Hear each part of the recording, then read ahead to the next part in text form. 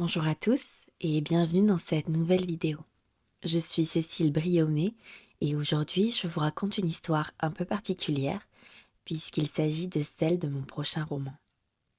Chaque semaine, jusqu'à sa sortie officielle, je vous lirai quelques pages du premier chapitre. Prêt? C'est parti. Le comptoir au fond de la pièce est prêt à accueillir la foule d'habitués qui se rue ici pour chaque match, remplissant ce lieu familier d'un agréable chaos. De quoi me faire oublier que mon inconnue n'est toujours pas là. D'ailleurs, aimerait-elle l'ambiance des soirées de derby? La déco industrielle m'a été suggérée par mon frère de lait, persuadé qu'un peu de modernité apportée à l'ancienne épicerie de mes parents ne ferait pas de mal. Nous avons retapé des bidons en guise de manches debout, mélangé du bois et du métal noir afin de créer un aspect chaleureux et industriel. Par chance, l'épicerie était grande et l'aménager n'a pas été difficile tant l'endroit s'y prêtait. Le seul vestige du passé est une photo de mes parents, posant fièrement devant l'épicerie, encadrée et accrochée discrètement derrière le comptoir. Les plus anciens connaissent toute l'histoire. Les nouveaux clients s'attendrissent sur cette trace du passé. Je suis très fière de ce que mon ami d'enfance et moi avons fait. L'écran géant situé de l'autre côté sera dévisagé par les supporters de l'abbé dans quelques heures, qui tantôt l'insulteront, tantôt le béniront.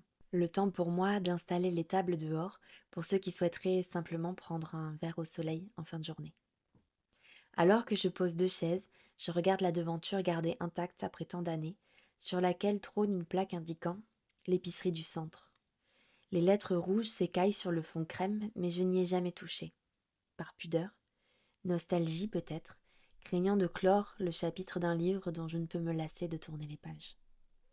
La façade est restée telle que je l'ai toujours connue, alors que tout autour semble évoluer au gré des modernisations décidées par la mairie. La place, qui accueille le marché chaque samedi matin, a été grandement rénovée, faisant de mon bar un souvenir figé dans le temps, cher aux habitués. Les pavés sont désormais blanchis, la végétation soigneusement choisie et épurée.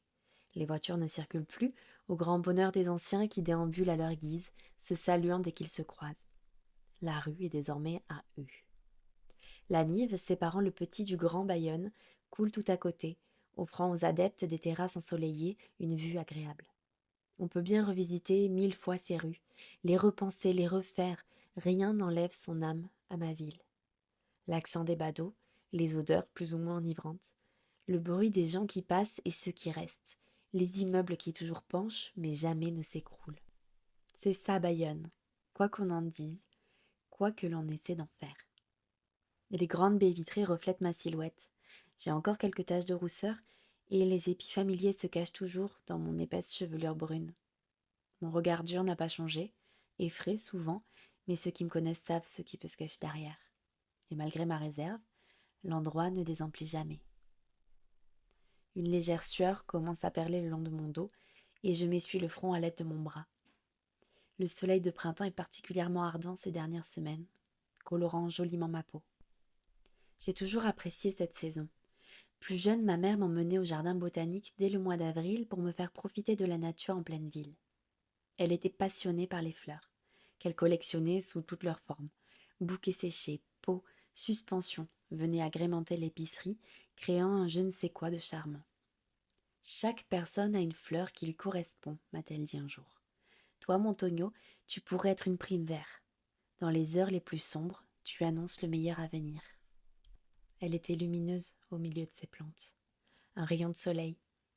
Je garde un doux souvenir d'elle, de ses robes colorées et de son parfum à la rose. Mais hormis les photos qui me restent d'elle et de papa, je n'ai que des souvenances éparpillés, tenus par des fils de soie que je ne cesse d'entretenir de peur qu'ils ne se brisent. J'ai croisé une femme il y a quelques années, son portrait craché. Je l'ai suivie, et l'ai saisie par le bras au détour d'une rue.